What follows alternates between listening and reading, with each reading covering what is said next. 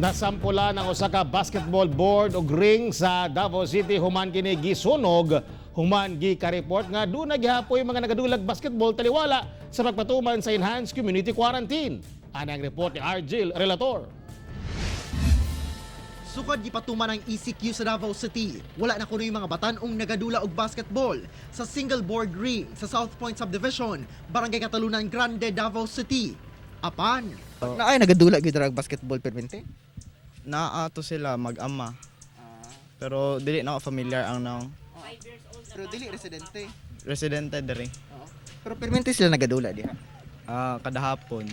Nakurat na lang kuno ang mga residente sa pag-ulbo sa kalayo kagabi sa basketballan. Dapat unta na gi-confiscate na lang nila untang items kaysa sa gisunog kay basig maabala pod ang homeowners or ang kuan pod ang nature ba. Nag-uniform ang mga pulis rin nato. Nag-uniform po. Usa lamang kini ka bakanteng luna sa tunga sa usa ka subdivision. Din gibutangan nila og usa ka basketball board nga gama sa kahoy ug basketball ring nga gama sa kining bakal. Apan sa karon inyo makita, dili na gid kini mapuslan human gisunog.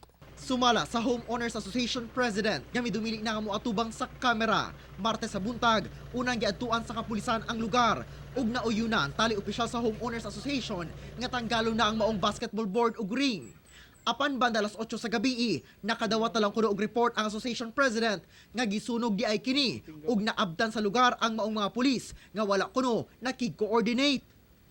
Dihang gipangutana ang DCPO labot sa maong insidente.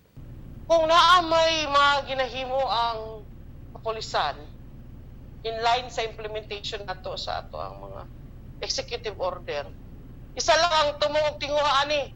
Aside sa implementation, ginasiguro po nato nung mabawasan po unta itong mga violators ani nagapabadlong.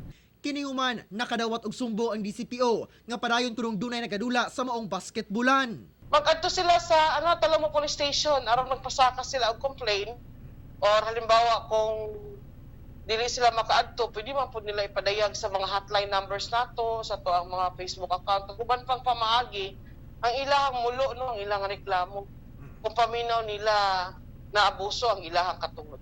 Ako si Argil Relator para sa One Mindanao.